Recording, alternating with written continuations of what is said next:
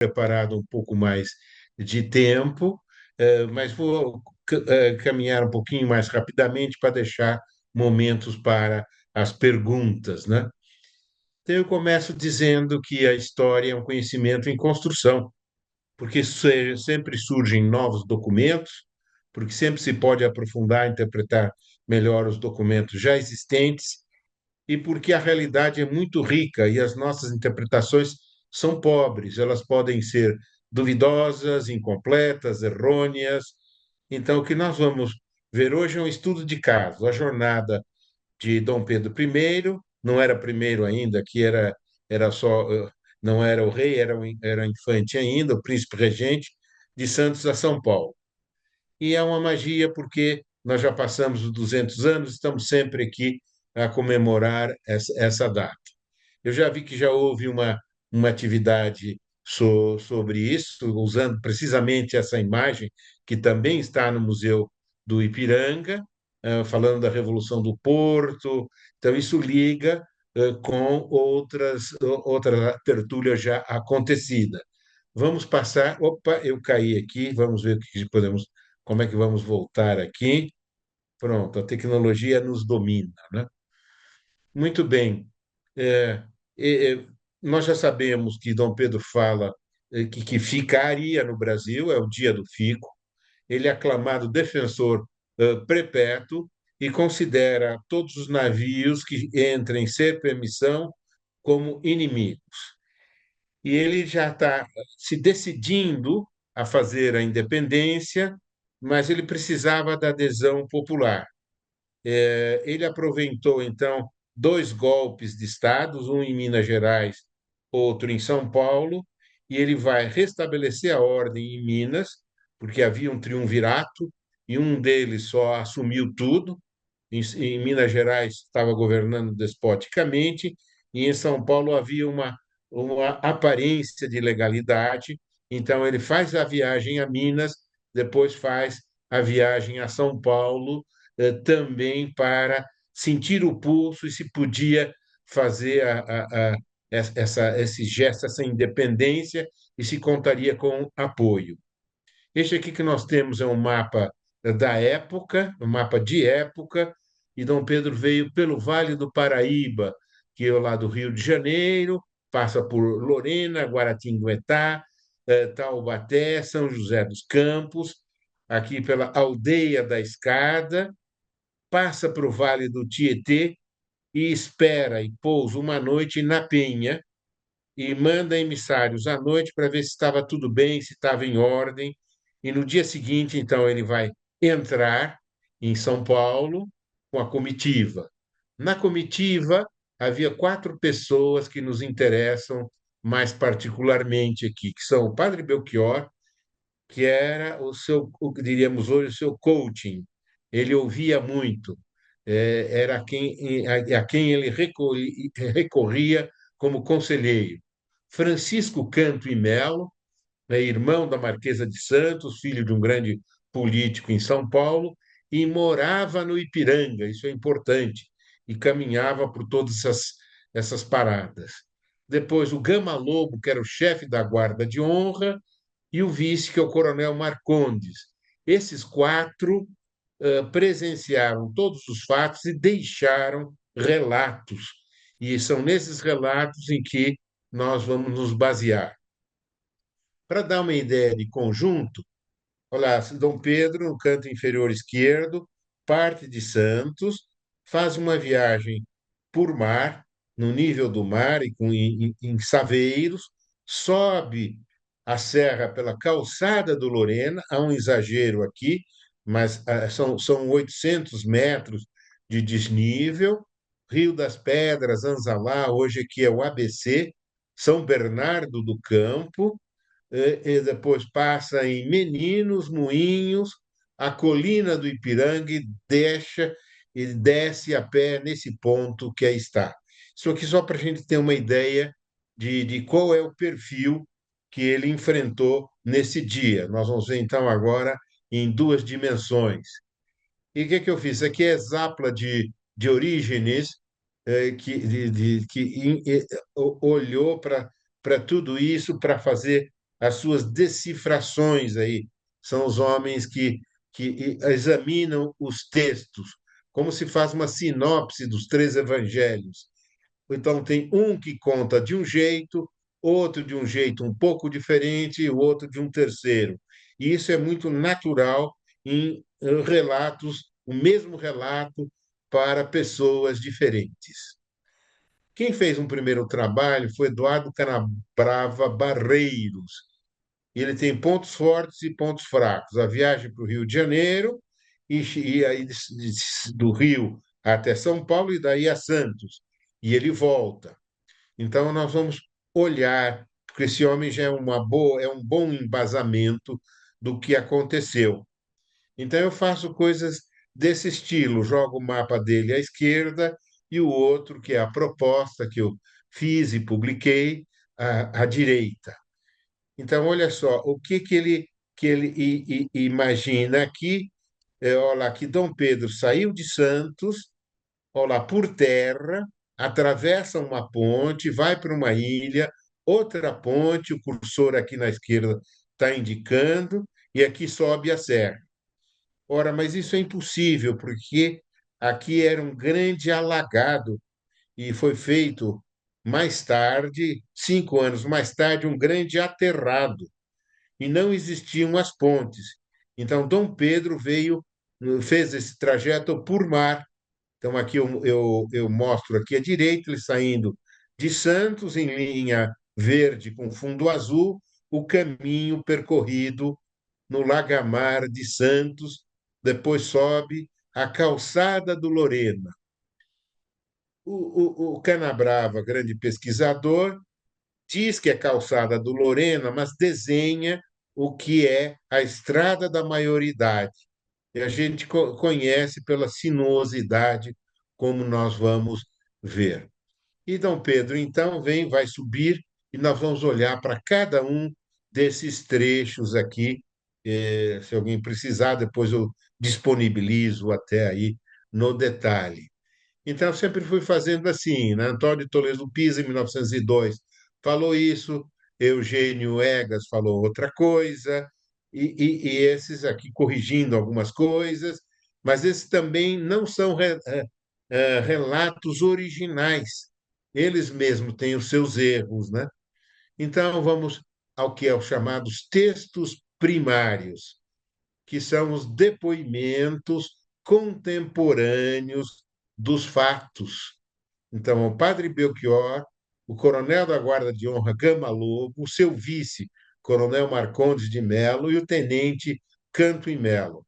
Depois nós temos estudos de muita gente, não vamos descer nesse detalhe. Quando foi em 1972, o Sesc Centenário, o Canabrava fez esse estudo que eu já mostrei. Também nesse mesmo ano, Carlos Oberach levantou uma série de questões. Depois a gente que inventa. Paulo do Vale foi quem inventou a história do cavalo zaino, um cavalo aí imponente, que não é verdade. Então, o que ocorre? Há os documentos originais e depois se vão construindo coisas em cima disso. E muitas vezes a história a tarefa do historiador é verificar quem é que foi que inventou essa história, né? Depois, como se trata de caminhos, uma fonte importante são os mapas. Então, recorremos a mapa de 1832, só 10 anos depois. As mudanças aqui foram poucas e às vezes o caminho é único, não há como duvidar. Um mapa de 1854, um mapa de 1900, depois de 1930, 72, 2022. Existe a tradição oral? Sim, mas tem que ser olhada com cautela. Tem gente que diz qual era o nome da mulher que deu para Dom Pedro um chá de goiabeira para contentar o estômago dele, que não estava muito bem. Não, lá embaixo, onde se diz que aconteceu isso, ele nem estava com problemas ainda estomacais, né? Então, não é. Tudo isso são invenções aí que se vai criando, né? Muito bem, então vamos lá. Por exemplo, aqui, olha lá, qual era o animal em que ele estava montado. Gama-lobo diz uma égua potente gateada. Só que a cor gateada, um tipo de pelagem rajada, só se dá com muito em mulas. Depois o Marcondes diz uma besta baia gateada. É o Marcondes. O Belchior, bela besta baia. Muito bem, aí já é a cor do cavalo, que já é da mula, que varia um pouco. E o Paulo do Vale diz: é um cavalo zaino que arfa orgulhoso, com o coração pulsando.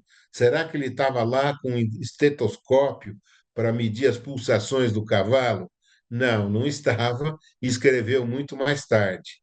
E Pedro Américo disse: tá, pode ser que seja na mula, não sei, mas ele é um herói, temos que vê-lo como herói e não pode ser, então, montado numa mula, não pode ser. Então, eu desenhei para efeitos de pintura num cavalo. Pronto, foi honesto, né? Essa aqui é a fonte cartográfica, o mapa de 1832, com muitas anotações do lado, e ajudou muito. Esse é o mapa em torno de 1899, em que se vê aqui o caminho, lá Caveiras, Varginha, Rio Grande, Ponto Alto, Morro do Bonilha. Eu fiz todo esse caminho aqui, às vezes de carro, quando eu fiz de lancha um trecho, outros trechos fizemos a pé. Então toda a pesquisa foi feita e passando pelos locais e vendo alternativas, né? Olha só um desses trechos de comparação. Um diz ao alvorecer, o outro diz nas primeiras horas, ainda sob a luz difusa do amanhecer, a comitiva de Dom Pedro encontra-se com a guarda de honra à porta do palacete em que se tinha hospedado. Veja só, isso aqui não tem palacete aqui. Seria uma casa em Santos, talvez dos Andrades, mas não há registro confirmando isso.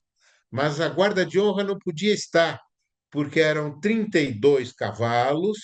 Como é que eles vão passar esses cavalos até Cubatão? Como é que os cavalos vão atravessar o porto? Fazia-se, sim, travessia através de balsas, mas cada balsa levava três, quatro cavalos. Então ia demorar muitas horas para fazer isso, até dia inteiro para transportar essa quantidade de cavalos para o outro lado. Então, os cavaleiros esperavam Dom Pedro no Cubatão da Serra, do outro lado dos manguezais. Então, como é que deveria ser escrito? Percorreu de barcos, canais e rios de água escura, dos manguezais entre Santos e o porto fluvial de Cubatão.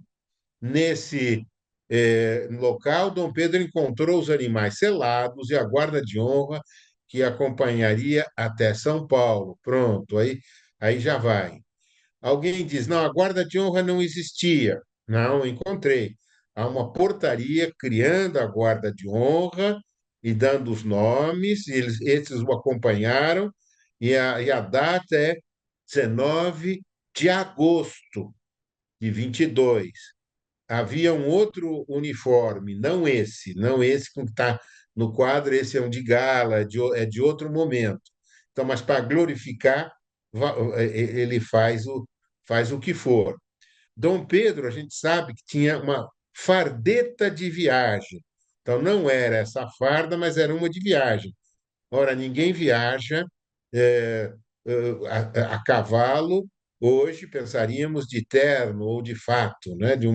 Com uma vestidura que é própria de um casamento. É uma veste para viagem, né? Então, aqui eu tenho uma imagem do Porto de Santos em 1800 e a gente pode ver assim, o cais de embarque fica aqui. Aqui tem o riozinho que é Itororó. As embarcações partiam daqui. E aqui é uma série de rios que vem o Rio Cubatão e outros que vão em direção ao mar. Essas eram as embarcações.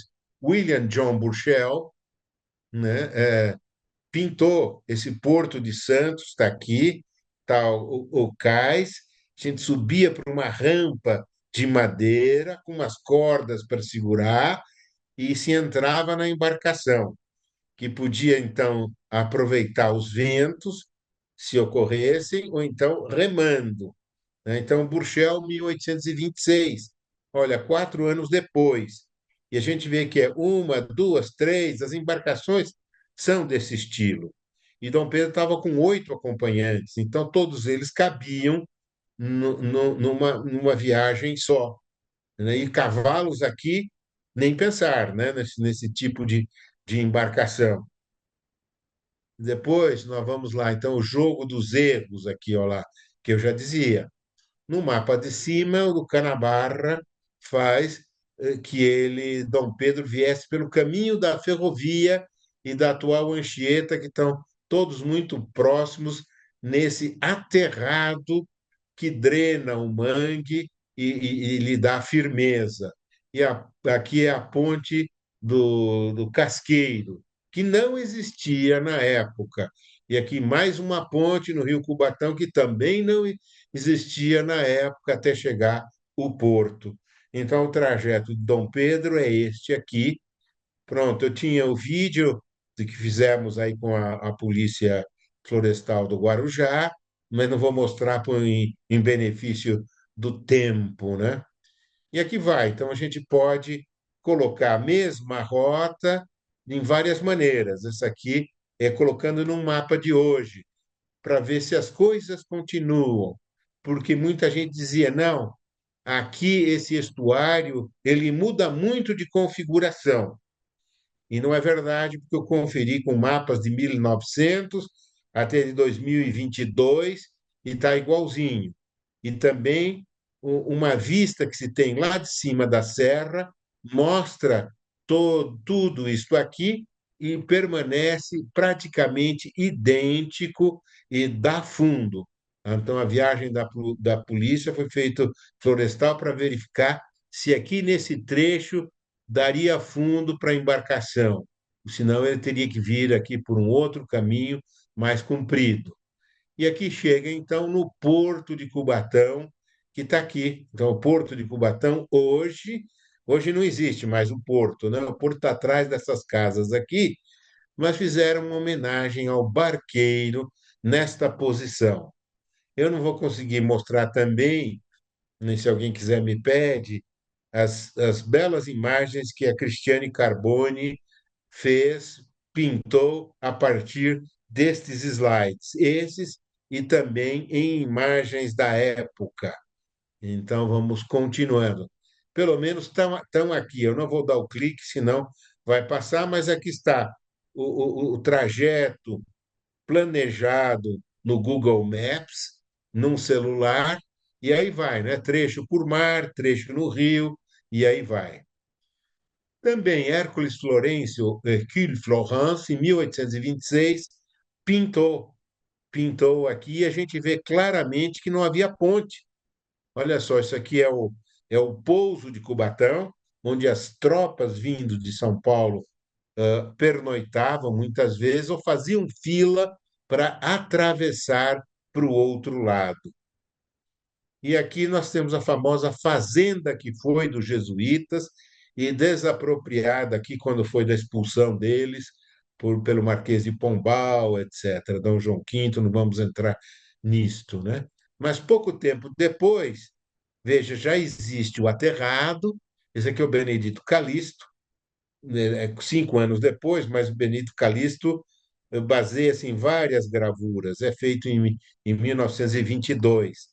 E aqui havia um casarão na ponte onde se cobrava o pedágio para cada res ou mula que passasse. Mas Dom Pedro, não, ele desembarcou aqui e aqui estava a guarda de honra esperando e subiu, né? Hoje, nós temos o Cruzeiro Quinhentista, que homenageia uma divisão de caminhos. A Estrada do Lorena à esquerda, onde está esse caminhão, e pela direita a Estrada da Maioridade, aberta em 1846. E ao fundo, os 800 metros da Serra do Mar. E isso aqui foi o Washington Luiz quem mandou fazer. Isso aqui é a foto atual, né, que eu fiz durante o reconhecimento. E aqui, de novo, aqui os caminhos do mar. O primitivo era a trilha dos Tupiniquins, depois o caminho do Padre José, José de Anchieta, depois veio aqui a calçada do Lorena, que vem por aqui, esse avermelhado, e depois a Estrada da Maioridade, que é esse cor vinho claro aqui, maioridade, o caminho do mar, com as suas sinuosidades aqui. É uma aventura. Em 1867, temos a ferrovia pela trilha dos Tupiniquins, mas é sempre a subida da Serra do Mar foi nesta vertente aqui e não em outras aí. Muito bem. E há cruzamentos, etc., pequenos errinhos, etc. Um que ele dizia assim: nós nunca vamos saber quem é esse, que é esse Zanzalá. Não, nunca diga é impossível em história, porque houve uma antiga sesmaria pertencente a Manuel Ferreira da Costa Zanzalá, e ficava aqui a sua sede, né, no ponto número 4.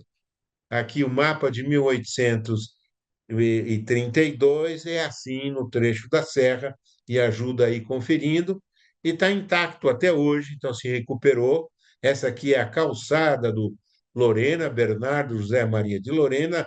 A gente vem subindo por aqui, faz uma curva de quase 180 graus, é quase que voltar para onde se veio, uma direção quase que paralela à outra. Também, olha lá, aqui é foto de um trecho plano, e aqui é o Burchell, em 1826, desenhando a calçada.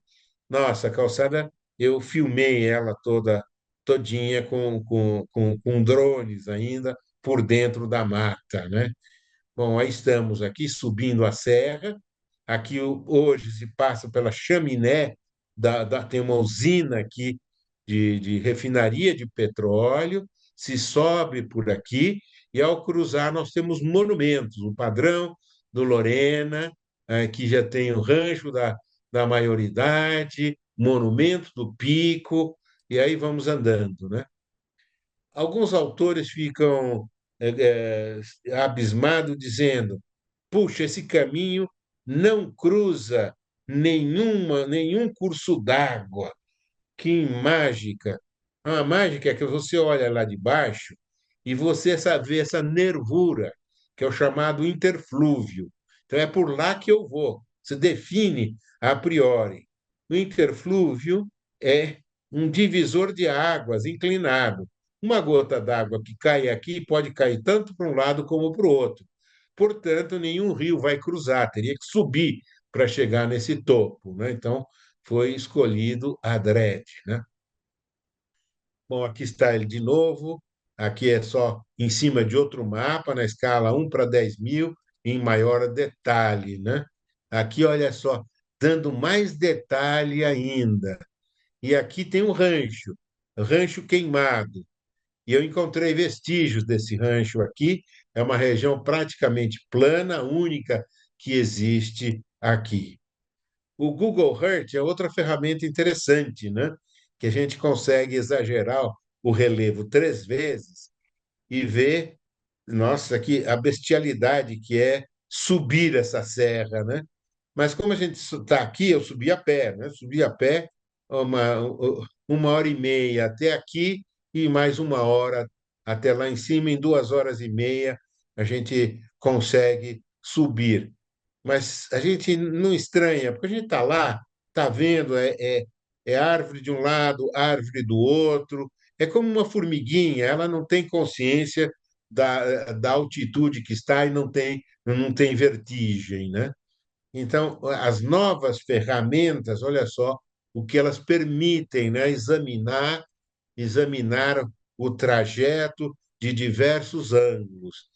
Em verde, a calçada do Lorena, aqui mais esbranquiçado, a estrada da maioridade, que é mais longa e uma declividade melhor, né?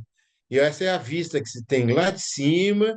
Chegando lá em cima, a gente sempre tem, vamos tirar, e a refinaria está aqui. E hoje as modernas rodovias, aqui a Anchieta, aqui Imigrantes e aqui o Lagamar, que a gente pode conferir com os quadros e com os mapas antigos.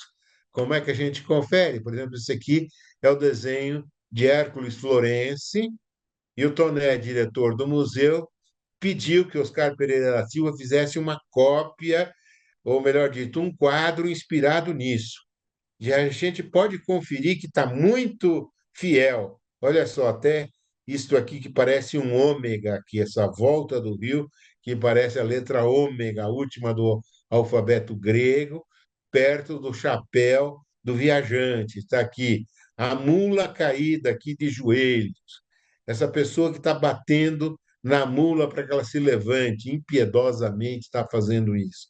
Então a gente tem detalhes que confirmam a história.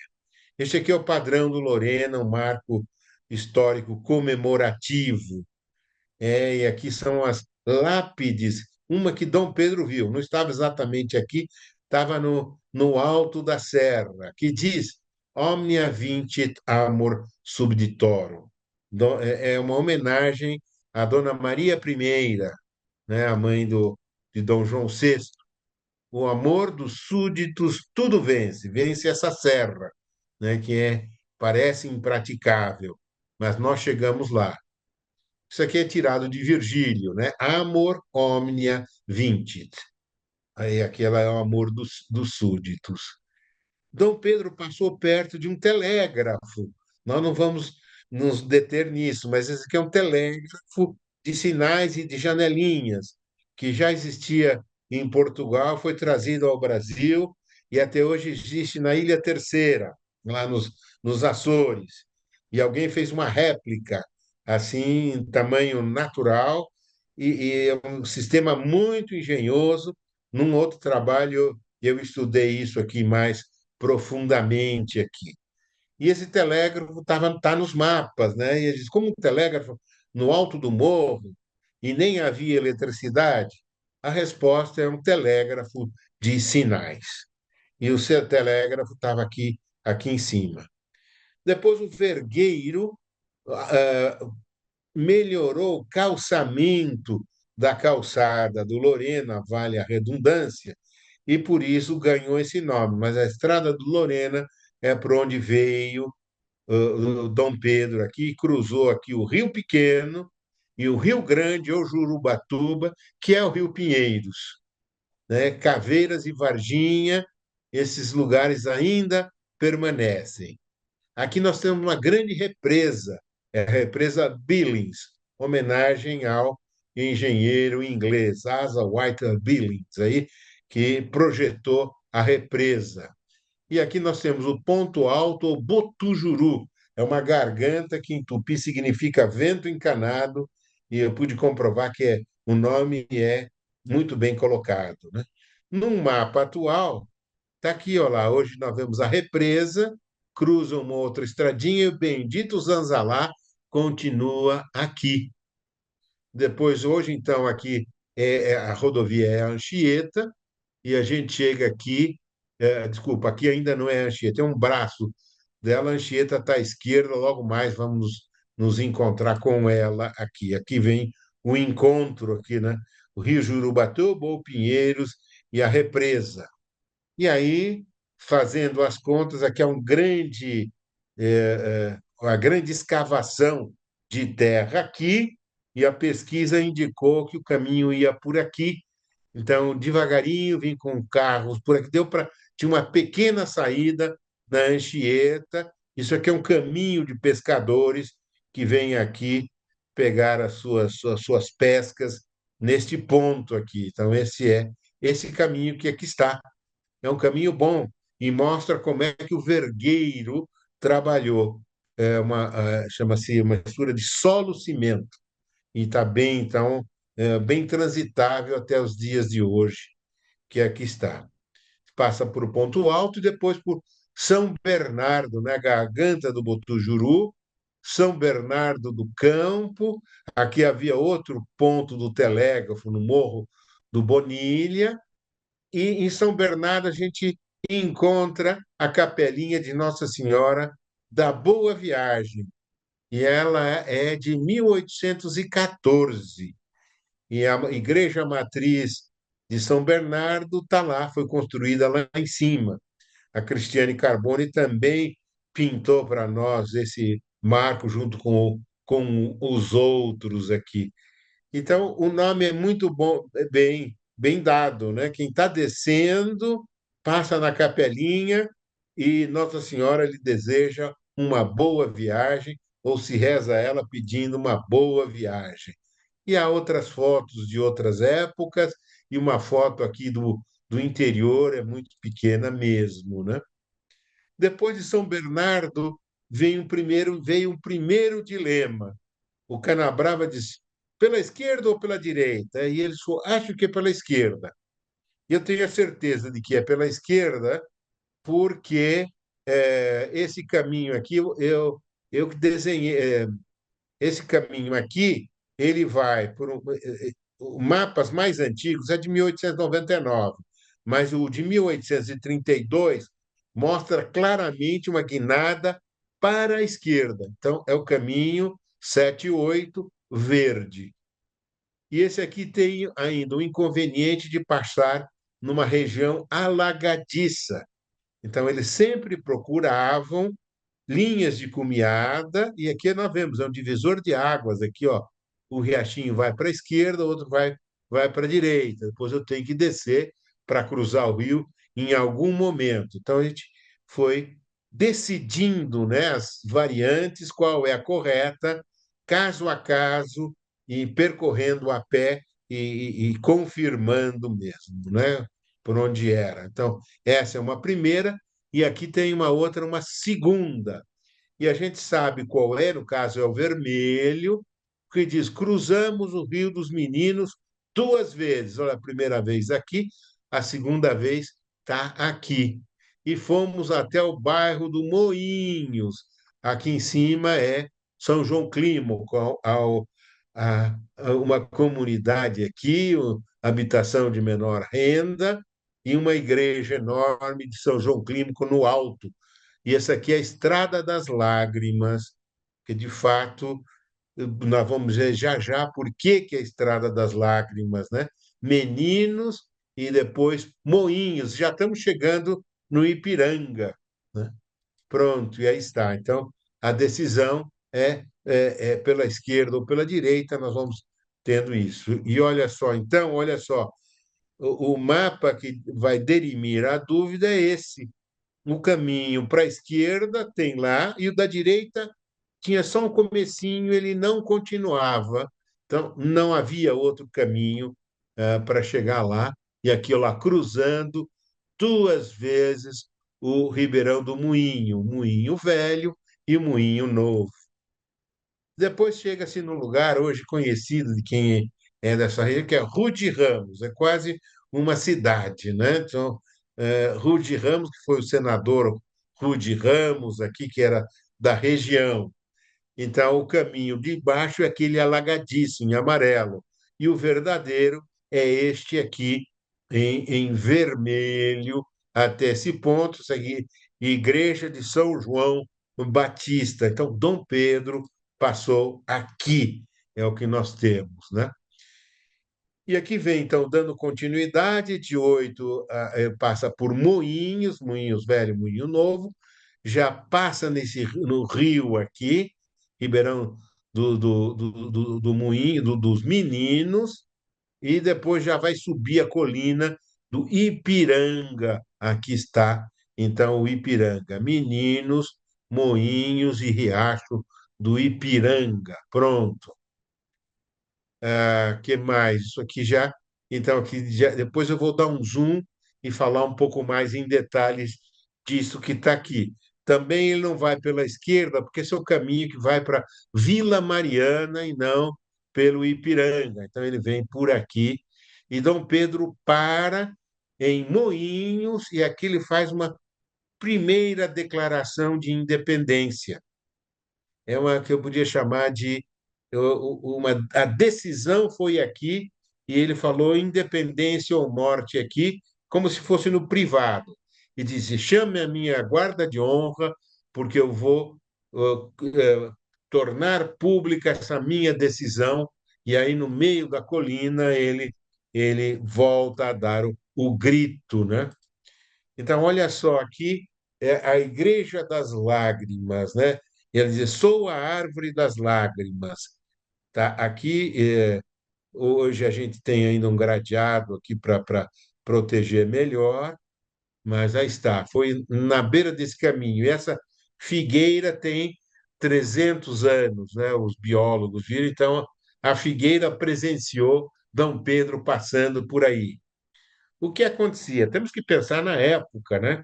Não havia aeroporto, né? A gente hoje despede os parentes que vão para um país longínquo, indo até o aeroporto, passa lá no check-in, depois vai para a zona de embarque e se a gente se despede.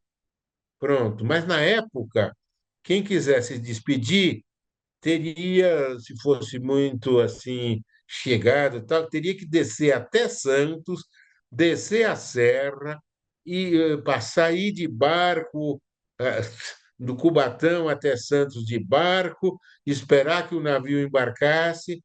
Então as pessoas não aguentavam, teria que voltar no dia seguinte, subindo a serra. Então esse era o ponto convencional onde as pessoas se despediam.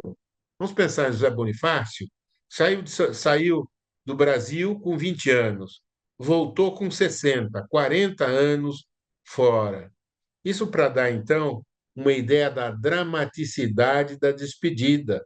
Então, lágrimas, né? Nada mais, nada menos do que umas boas lágrimas aí na época aqui, o que havia? Então, o Rio está aqui, e uma olaria, 1900, dos irmãos Sacomã, Les Frères Sacomã, né? Então, e havia um lago aqui também, né? Então, a gente vai olhando aqui e vai vendo no mapa de 1930, nós temos aqui, ó lá, a Árvore das Lágrimas, é claro que permanecem, né? E aí você vem para cá, o lago está aqui.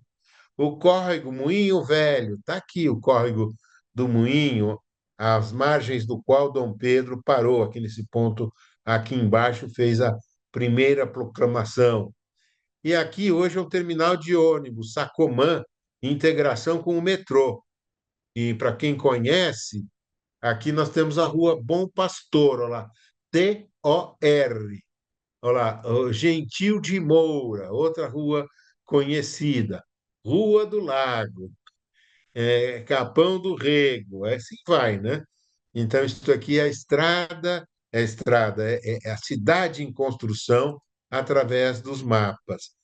No mapa atual, ainda permanece, olha lá, Rua do Lago, aqui em cima, Moinho Velho em Heliópolis, para dizer alguma coisa conhecida, e a árvore já não está mais no mapa, mas eu consigo colocá-la aqui, porque eu sei que é a esquina da Rua X com a Rua Y, a Estrada das Lágrimas, com esta outra que aqui está. E aqui está, então, a subida pela Bom Pastor. Então, aqui eu dou um zoom no perfil, o perfil da colina do Ipiranga, tirado pelo caminho de Dom Pedro, que ele passa entre as atuais Bom Pastor e Nazaré. Então, aqui, olha só, o terminal Sacomã está aqui, o riacho, o lago, sobe a colina, desce livremente, sobe de novo, o museu está aqui, na posição atual. E aí vem a descida até a Rua Tabor. E foi aqui, a meio caminho, onde Dom Pedro proclamou a independência, nem no museu atual, nem no monumento do Héctor Ximenes, monumento à independência, aqui embaixo, perto do Riacho. Foi a meio caminho, nós vamos ver depois por quê. Fazendo outro perfil, nós temos as seguintes coisas. Em Moinhos, lá atrás, aqui no terminal Sacomã, Dom Pedro recebeu as cartas de Portugal e fez essa primeira declaração. E ele tinha ficado para trás, a guarda de honra tinha vindo na frente, porque Dom Pedro disse: vocês vão caminhando e me esperem, ou na entrada da cidade, ou se eu vos encontrar antes, já seguimos. Então, o Gama Lobo resolveu, por bem, ficar na beira do riacho, todo mundo lavando o rosto por aqui, e deixou alguém aqui em cima, um vigia. E aí ele viu, percebeu que passou por ele o Canto e Melo, dizendo: tem cartas de Portugal. E foi. A seguir vieram os dois mensageiros com as cartas de Portugal. E perguntam: mas o que está acontecendo? Não, acho que é alguma coisa importante. Então, como se diz aqui, ficou de orelha em pé e atento a quem estava montando guarda aqui em cima. De repente, ele vê esse homem galopando e descendo, né? Galopando e descendo, ele diz: montar. Aí todo mundo monta nos seus cavalos, alguns foram pegos de surpresa e sobem. Nesse meio caminho, se passa pela casa do Canto e Melo, Francisco Canto e Melo. Então, morava aqui na beira do caminho. Depois se passa na chamada Casa do Grito, que não é verdade. Primeiro, porque ela não existia em 1822. Foi construída 20 anos, 22 anos depois, e era um pouso de tropeiros. Depois, caminhando, o local do grito foi aqui. E eu tenho lá 404 metros, né, da ponte sobre o riacho. Hoje aqui temos, depois passa também na Rua dos Patriotas e se chega ao museu, né? Visto isso, em planta, está aqui, né? Dom Pedro vem correndo, a guarda de honra está aqui no riacho, ela está subindo e se encontra no ponto C. Então, aqui Dom Pedro vem por aqui, entra no atual terreno do museu, onde tem uns caminhos, passa no próprio museu. Olha só, eu conto aqui na segunda janela do centro para a direita, aqui visto de cima. Aqui nós temos as fontes de água, cruza a Rua dos Patriotas e chega exatamente nesse ponto C, onde foi a independência, né? Então aqui eu tô dando zoom progressivo, né? Então o que ocorre, como ocorre, né? Ah, eu tenho que dizer o que eu fiz. Eu fiz uma superposição de mapas antigos. Por quê? Porque vamos esperar um pouquinho só aqui ver. Aqui vamos lá, vamos. E eu vou contar depois aí, mas eu fiz uma superposição de mapas antigos em que a gente tem, eu fui superpondo o mapa atual, OpenStreetMap, para quem conhece. Em cima desse, eu coloquei o mapa da Sara de 1930. Em cima do mapa da Sara, eu coloquei outro mapa de 1880, e assim por diante. O rio foi canalizado e depois voltaram a tornar ele meio que natural, naturalizado, e fazia esse caminho aqui. Mas o rio o Riacho Antigo é esse azul escuro, e aqui havia a ponte de 1822. E a Câmara de São Paulo, para atestar o fato, não se conseguia construir um monumento, fala, vamos pelo menos colocar uma pedra fundamental. E para isso fizeram uma sessão da Câmara no campo, nada de escritório. Então foram ao campo, atravessaram a ponte, vieram caminhando. Junto veio Francisco Canto e Melo, que morava aqui, olha lá, a 112 metros da ponte, continuaram subindo, passaram nessa casa aqui, a chamada Casa do Grito.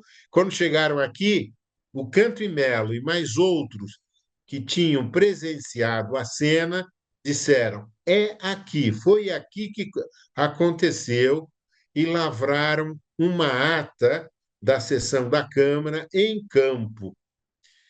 E dois agrimensores vieram com a sua corrente e mediram aqui na medida da época, que era léguas, e deu 184 léguas, desculpa, braças. Né? A braça é 2,20 m, de ponta a ponta dos dedos dos braços abertos.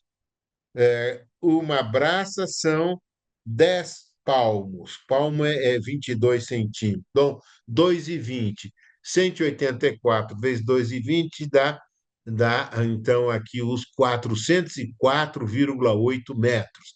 Arredondei para 405. Também não queremos ter tanta precisão, porque havia uns 40 cavalos, né? Então não vai ser a ponta da espada de Dom Pedro que vai estar aqui, mas ó, é muito aproximado, é num círculo aqui em torno disto. Então, Dom Pedro veio e proclamou aqui a independência, né? De acordo com a medida feita na época e levantada em campo, né? A Casa do Grito não existia. Esse caminho era o caminho das tropas, e chegava nesse ponto aqui, o caminho se dividia em três. O caminho se dividia em três aqui, e ele vinha pelo central, que era o mais importante, né? Aqui um pouco um zoom para mais detalhes, onde cruza o museu, e hoje é fácil de localizar porque é o encontro de pequenas vielas dentro do parque, esta e esta. Esse aqui é o ponto C, e aqui tem uma escadaria que sobe. O monumento a Héctor Ximenes está aqui embaixo. Muito bem, isso aqui são detalhes que não vale a pena. Eu quero só mostrar como aqui isso aqui uma gravura, um quadro a óleo, né? Edmond Pink, de inglês, que veio ao Brasil, esteve em São Paulo em 1823 e tomou essa vista que aqui está. Então, nessa vista, nós vemos um cavaleiro vindo aqui na estrada principal. Aqui eu tenho uma venda, se conhece até o nome do dono da venda, e aqui os cavaleiros podem amarrar os seus cavalos e vir aqui para tomar uma caninha ou o que seja. E aqui o Riacho do Ipiranga não aparece porque havia a mata galeria, essa mata dos dois lados do rio que impede a visão. E depois se subia para o outro lado e o caminho se divide em três. Olha, é o mesmo caminho dividido em três. Está aí, o caminho se dividiu em três, e aqui então é o ponto do grito da independência, né? E aqui é um rancho, a gente sabe que é um rancho que está completamente cercado para que os animais não fujam. À noite tem a água do próprio Ipiranga, né? Essa casa aqui foi na qual Pedro Américo se inspirou. Ele se inspirou, isso aqui é uma casa da época, e colocou o Dom Pedro aqui embaixo, colocou a casa para cima. Ele diz: a casa não é aí, mas ele fez isso aqui. E os modernos, o que que fizeram? Aquela chamada Casa do Grito, que era uma pousada de tropeiros, eles mudaram e abriram uma janela para ficar parecido com essa. Então, é a pseudo-história, né? Mudando mudando o que aconteceu aqui, mudando o tipo de casa aqui. Isso aqui é de 1864, é também uma vista do Ipiranga. Aqui está a Serra da Cantareira, ao fundo, que era a visão que Dom Pedro teve quando vinha de Santos, né? Aqui foi um lugar errado, que marcaram erroneamente, pensando que era aqui, porque a pedra que enterraram a pedra, uma caixa com jornais da época, ou semanários, moedas de ouro e prata, para o tempo, né? Mas o que aconteceu? Não sobrou nada, né? Encontraram depois a caixa em outro lugar, fincaram uma haste, algum menino tirou a haste lá de baixo e pôs para cima. O fato é que esse lugar não está aos 405 metros, mas está a 700 metros. Essa aqui é a Casa do Canto e Melo, aqui próximo do Riacho, e aqui está a Mata Galeria, que aqui está. Bom, muito bem. Depois, nos anos 1922, se remodelou tudo. O museu já existe desde 1890, aqui os seus alicerces, pronto em 1894, 95. Aqui está o Riacho do Ipiranga, mas eu tinha aqui um platô de terra aqui que torna invisível. Se eu estou aqui embaixo, perto do riacho, eu não consigo enxergar o museu. Então, se fez uma imensa terraplenagem para que o museu fosse visível completamente desde baixo. E eu recuperei, olha lá, uma foto aqui, olha lá, da escavação. Essa escavação é de 1921, 22. E fizeram, olha só, trilhos, uma espécie de trem aqui, olha só, e uma máquina a vapor que vai desmantelando a terra para fazer essa rampa suave. Olha o tamanho das pessoas aqui, para a gente ter uma ideia de proporção, e uma que está ali em cima da plataforma, né, em cima do terreno. Né? Então, isso aqui é uma escavação monumental, é mais do que se fazia nas estradas da época. Isso aqui, fotos de 1920, e aqui alguém já recuperou qual era o lugar. Mas com a terraplenagem, esse lugar foi novamente perdido. E eu já entrei com processo em prefeitura e parque para fazer uma pequena estátua, aí, um obelisco pequeno, de 1 metro, 2 metros, que seja, para demarcar o local exato da independência, porque não é nem lá em cima, nem aqui para baixo, na beirada do riacho. Olha só o riacho aqui, naturalizado, né? Não era assim, né? E aqui eu fui tirando outras, por onde é que passava o caminho, o Asilo Bom Pastor, aqui achei as beiradas, as margens do caminho, aqui dá para ver a Torre Central, aqui o mastro, e aqui está.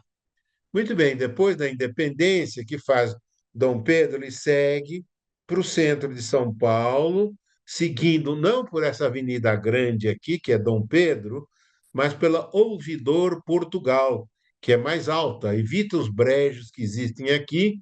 Depois pegou a Rua da Independência, esse aqui era o caminho do mar. Depois, aqui é o Cambuci, e a seguir aqui a Rua Lava Pés, porque as pessoas lavavam os pés antes de entrar na cidade, e afinal aqui a Rua da Glória.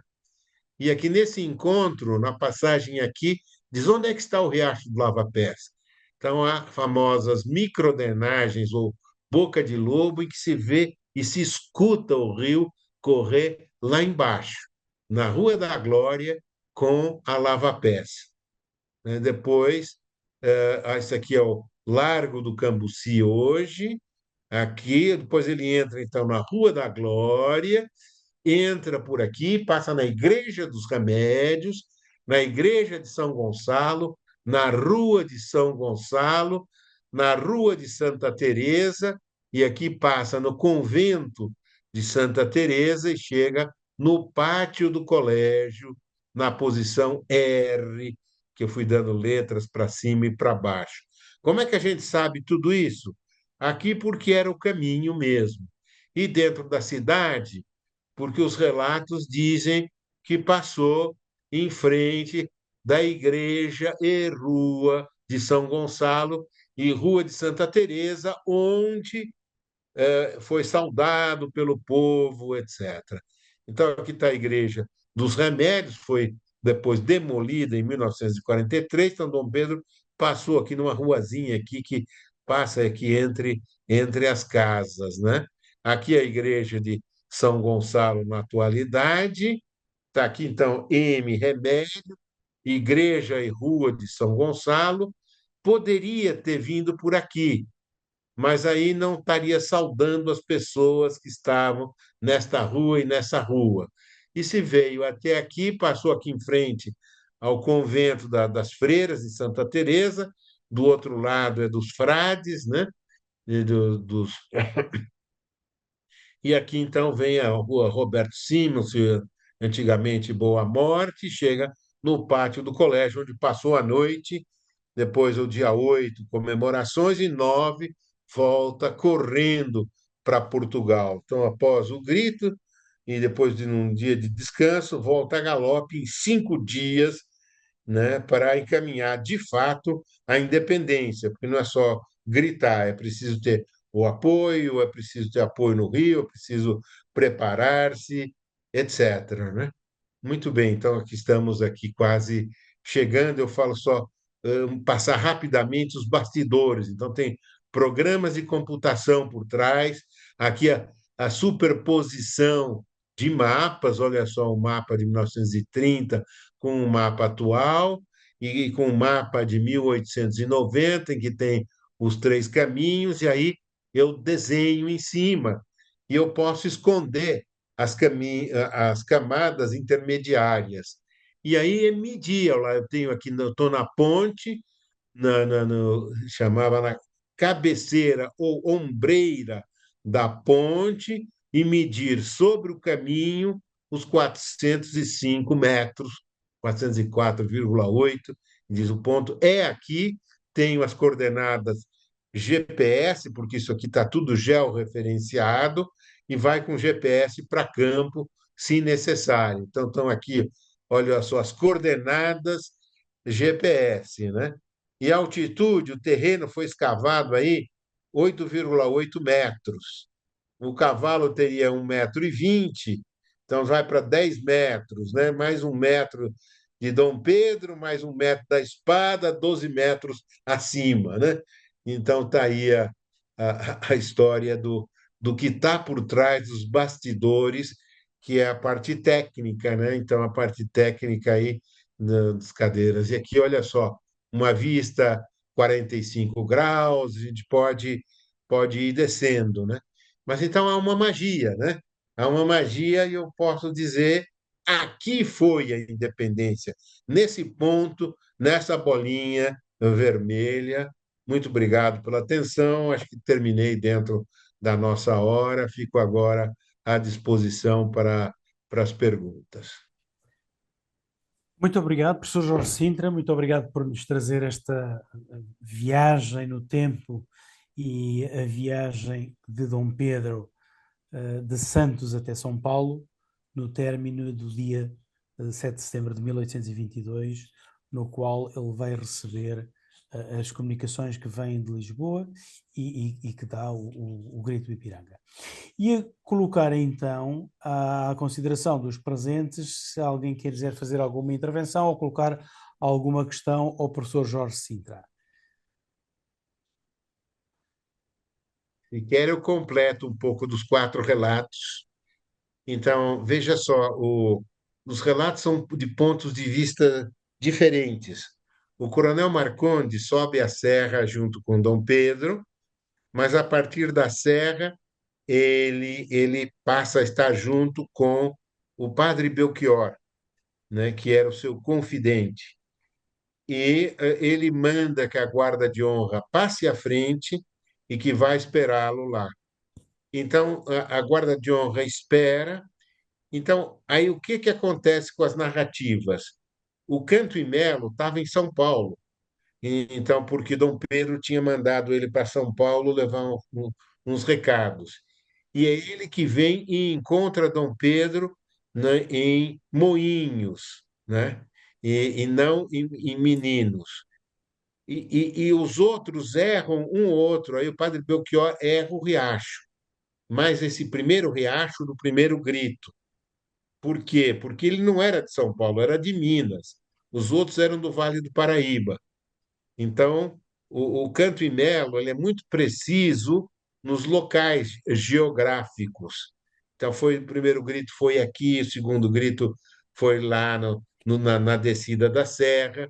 E o Coronel Marcondes, ele tem a perspectiva da guarda de honra, que foi para frente e ficou olhando para cima, esperando Dom Pedro.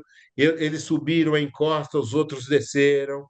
Então, isso aqui já deu a pista de que era a meia encosta, porque eles estavam subindo, a guarda de honra subindo e Dom Pedro descendo. E é a ata da Câmara, 3 anos depois, o que permite tirar a dúvida. Agora, o padre Belchior, ele se concentra em contar o momento da independência. Então, ele ainda estava, chegou, ele estava ainda apertando o cinto e leu em diagonal a carta, e eram 5 ou 6 cartas aí. Percebeu que era e pediu: por favor, Padre Marcondes, leia em voz alta tudo que está aí. Então, tinha a carta da Leopoldina, princesa, a do José Bonifácio, o do que era do espião de Dom Pedro lá na corte, e 1 ou 2 cartas de Portugal. Então, as cartas exigiam a volta dele imediata, então ele foi ficando corado e vermelho, né? Daquele ele era bastante indeciso, né? Mas nesse momento, aqui se estivesse um pouco pálido pelos problemas gástricos, o amarelo se tornaria vermelho nesse momento. Então, o padre Belchior leu as cartas em voz alta, e Dom Pedro se vira para ele e diz: e o que fazemos nós então, padre Belchior? Uma pergunta retórica. Padre Belchior disse: olha, é o que José Bonifácio disse. É, ou volta para Portugal e fica prisioneiro das cortes, como está o teu pai lá, né, ou ficaria como uma rainha da Inglaterra, ou proclama a separação e se torna, né, então, o rei do Brasil. Então, eles aí até ainda não era imperador, era rei, e não queriam a separação, queriam continuar com o Reino Unido, e situavam isso no contexto de Inglaterra e Irlanda, como se fosse o Reino Unido, Inglaterra, Irlanda, Gales, Escócia, etc., né? Mas logo depois aí se consertam as coisas, 3 anos depois se consertam as coisas, se reconhece a unidade do Brasil e graças a Deus estamos todos muito unidos aí nos tempos de hoje, que são as vicissitudes da história. Então, o padre Belchior é muito fiel nisso. Aí diz: Dom Pedro arrancou as cartas da minha mão, amassou-as e jogou ao chão e falou pro Canto e Melo: corra e avise a minha guarda de honra que eu resolvi proclamar a independência e eles se formem, porque eu vou até lá. E partiu a galope. O padre Belchior recolheu as cartas e as guardou e foi atrás. O coronel Marcondes não conseguiu acompanhar, tanto que ele não ouviu o segundo grito, o grito oficial. E aí reproduzem, os outros 3 acompanhantes reproduzem como foi o grito, desembanhou a espada, etc, etc. Bom, e aí então, o que se pode fazer a raiz disso? Comparar esses relatos verdadeiros com o quadro do Pedro Américo.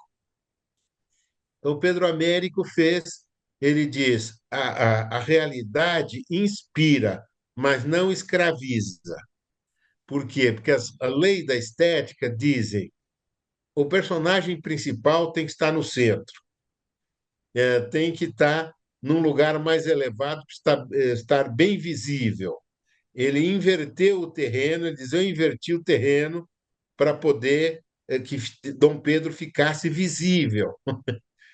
Depois, o riacho podia deixar de estar, o riacho não é visível desse ponto, mas podia deixar de estar, se ele está até no hino nacional, então não, o riacho tinha que entrar de alguma maneira. Então, ele tá trazendo a bula de remédio, né? Como é que você tem que ler e tomar o meu quadro aí? Ele diz: Dom Pedro estava assim, olha, dizem que estava numa mula ou que tal, ele não se decide. Nós sabemos que estava numa mula. Ele não se decide, mas diz: eu tinha que pintar ele num cavalo. Ele estava com fardeta de viagem, mas eu tenho que pintar ele mais elegante. Os acompanhantes estavam em cavalo, sim. A cavalo não sobe a serra. Argumento falso. Eu peguei todos os viajantes do Brasil, desde 1808, a abertura dos portos às nações amigas, e a Saint-Hilaire, todos que subiram a serra, metade sobe a cavalo e metade sobe de mula e às vezes carregando o cavalo junto. Então, os cavalos subiam a serra. Os cavalos que Dom Pedro, que a Guarda de Honra usava, eram do Rio Grande do Sul. Quem criava esses cavalos era o Antônio Prado e vendeu cavalos também pela Florença. Então, o Pedro Américo pintou em Florença e foi ver os cavalos brasileiros lá em Florença. E ele conta isso, né? Ele diz: ele veio para São Paulo em setembro de 2 anos consecutivos para ver a cor do azul do céu. Como é o azul do céu nessa época? Pois ele diz: o carro de bois foi uma invenção minha. Eu tinha que equilibrar massas. Dom Pedro no centro, a guarda de honra na direita, e eu tinha que pôr coisas na esquerda. Eu podia pôr uma tropa de mulas, muito comum nesse caminho, mas era muito equino, então resolvi pôr um bovino. E, de fato, o carro de bois não passa nesse terreno, é muito acidentado, com pedras, com areia, é impossível o carro de bois passar aí, mas ele põe para o quadro, ele põe o caipira, ele põe mais não sei quem, ele põe ele mesmo lá, ele põe uma pessoa com um guarda-chuva verde. Falei, meu Deus do céu, onde é que está o Wally, né? Esse guarda-chuva. Aí eu vou pesquisar de quando é o guarda-chuva. O guarda-chuva foi inventado na China no século X. Falei, então tudo bem, né? Põe um fulano de cartola, põe mais não sei o quê. Então ele diz, eu preciso preencher. Aí ele põe uma bananeira, e aí ele põe mais uns angicos, aí ele põe o céu e põe umas aves voando no céu. Imagine, né? Vou deixar de pôr umas aves voando aí, eu tenho que florear. Depois, para introduzir movimento, ele põe os cavalos batendo as patas e se vê a poeira. Prestando atenção, você vê a poeira ali sendo levantada. Um dos cavalos bate uma pata no riacho, então espirra 4 jatos de água. Depois, Dom Pedro falou: laços fora. Ora, isso indica que estavam com os laços, né, com as cores de Portugal, o azul e o vermelho. E ele diz quais são as cores que nós vamos usar, etc. Mas os laços não se usam em cima de roupa comum, se usa em cima de uma farda, nem que seja provisória. E, de fato, a farda oficial veio depois. A Guarda de Honra foi criada, foram nomeados todos esses que estão aí. Nós conhecemos o nome de todos os personagens que estão no quadro, todos eles da Guarda de Honra. Conhecemos também que quem mais estava aí, quem era o Coronel Marcondes, conhecemos quem é o chefe e vice-chefe da Guarda de Honra, a gente conhece pela posição, pela postura deles, um está mais à frente, o outro é o segundo, está à direita. O padre Belchior também aparece ali num dos cantos, o Major Ramos Cordeiro também, o Paulo Bregaro, que é o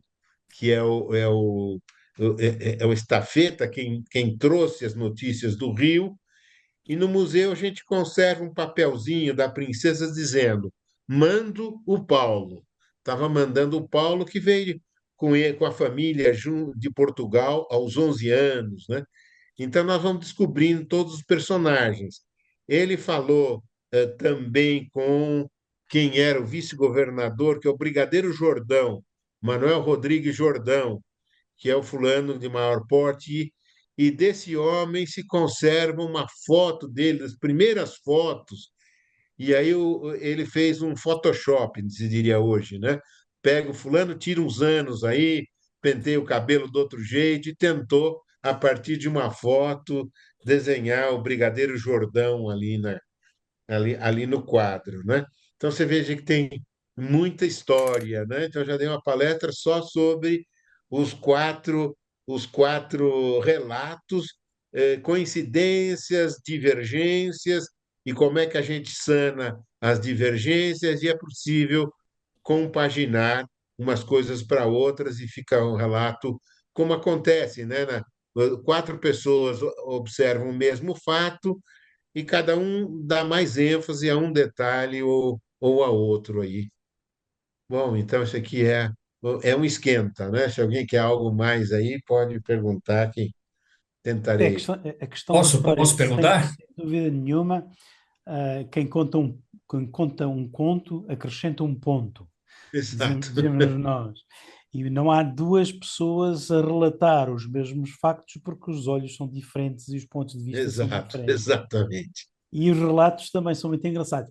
É muito engraçado que assim há uma semana estava a falar com uma pessoa amiga que me dizia que tinha ido a um congresso na Bahia e que foram fazer uma visita guiada próximo da Bahia e que o guia turístico lhes jurou que foi ali o Grito do Ipiranga. Eh, Portanto, as coisas são o que são e são muito interessantes e engraçadas. Mas É, até na Bahia há um guia turístico que diz que o Grito do Ipiranga foi dado na Bahia e que o Dom Pedro estava lá na Bahia. Estava aqui assim, o Geraldo Nunes queria colocar uma questão. Geraldo, perfeito. Muito obrigado pela oportunidade. Professor Jorge Sintra, adorei as fotografias aí, especialmente no final da sua exposição, o aterro sendo desbastado em frente ao Museu do Ipiranga. Não sei se há como ver essas fotos novamente. E a antepenúltima foto é de uma urbanização ali da cidade de São Paulo, que já está bem diferenciada, porque se construiu um parque em frente ao museu, que é o Parque da Independência, e ao lado do parque sobe uma grande avenida, que é a Avenida Nazaré.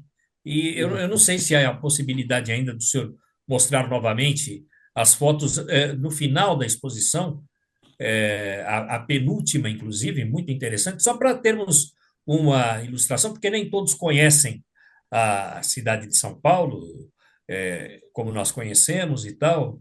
E eu achei muito interessante tudo isso. Para mim, foi uma novidade. Parabéns, viu? Muito obrigado. É. Então vamos tentar aqui, share, eu compartilho. Olha só, então, aqui, isto é, olha lá, as últimas e penúltimas, né? Olha só. Então, aqui, veja só, aqui isso daqui está dentro do parque. Todo esse trecho aqui está dentro do parque ainda. Aqui de onde está tirada a fotografia é a Ricardo Jafé que vai virar, passa embaixo do 34 e vai virar, vai sair à direita aqui. A nossa direita é a Nazaré e a esquerda é o Bom Pastor, por causa do asilo Bom Pastor. Então, o caminho ali Até, depois até passou a pouco tempo receber o existia nome do ainda esse asilo. asilo. E não, esse asilo é de 1900 e pouco. 1901, o Asilo Bom Pastor, né? Mas aí a rua era a avenida que ia era o caminho do mar, nesse trecho até o terminal Sacomã vira Rua Bom Pastor, Avenida Bom Pastor. É isso aqui, né? E olha só, então aqui mesmo esse mapa é dos anos 70, mas não dá para ver, está aqui, ó lá, aqui embaixo estaria Nazaré e Bom Pastor, perto do F aqui. F aqui é justamente um encontro aqui das coisas, né? É, é isto. Mas, por Ela final, aí é uma imagem praticamente atual, né? é, Do monumento. Algumas essa aqui diferenças e tal. aqui vamos dizer, hoje esse rio foi, nos anos 70 isso aqui foi aprofundado para evitar as inundações, se escavou 4 metros, o rio está 4 metros abaixo desse nível, porque a gente andava a pé e chegava aqui, pode pôr a mão no riacho, né? Hoje é um buracão aí e há umas pontes para cruzar. E aí, é isto. Muito bem. muito obrigado Obrigado, pela obrigado. questão.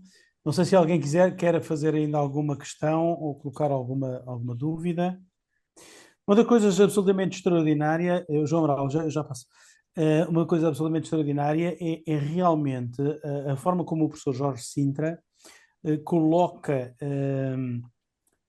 registros, não apenas registros, no fundo, arquivísticos, mas também registros cartográficos arquivísticos que são fundamentais e que é muito interessante. Eu tenho utilizado bastante mapas e esquemas das guerras peninsulares sobre modelos tridimensionais do terreno, e é muito interessante, e em alguns casos ainda não há uma alteração muito significativa, mas noutros a influência do homem sobre a paisagem, a construção de estradas, de casas, de aterros, de desaterros, de desviar rios, alteram completamente a própria paisagem e dificultam a análise de determinadas coisas. E achei muito interessante a forma como o professor Jorge Sintra vai buscar, por exemplo, aquela questão absolutamente interessante na saída de Santos, que não é possível vir por terra porque não havia pontes e o caminho foi feito nitidamente por balsa, e daí se percebe que ninguém a cavalo andava naquela trilhozinho de madeira para entrar dentro da balsa, nem a balsa te transportava os cavalos.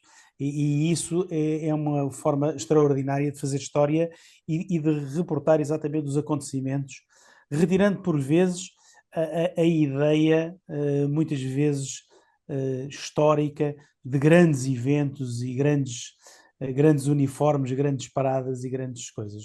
Muito obrigado, professor Jorge. João Amaral, tinha aqui assim um braço levantado. Eu vou ter que fechar aqui assim a tertúlia, depois estamos a chegar já ao limite do nosso tempo e vou fechar com o João Amaral. João. Então tá bom, General Remora. Inicialmente, parabenizar o professor Jorge pela apresentação, por esse trabalho realmente de muito vigor que ele tem desenvolvido, e ele levantou vários documentos, como ele citou, e também é uma oportunidade para destacar, o professor Jorge en passant comentou a respeito da solicitação para que seja localizado o marco mais próximo real daquilo que ele levantou. Esse processo está no Compresp, que envolve, que é o Conselho, né, do Patrimônio Municipal, mas esse parque ele envolve duas secretarias, inclusive a Secretaria do Verde e do Meio Ambiente. Nós tivemos uma reunião, o professor Jorge, com o secretário da época, mas isso está relativamente parado no Compresp e também envolvendo essas duas secretarias, o que seria realmente um marco importante, tendo em vista que essa localização é a localização mais próxima do evento da independência.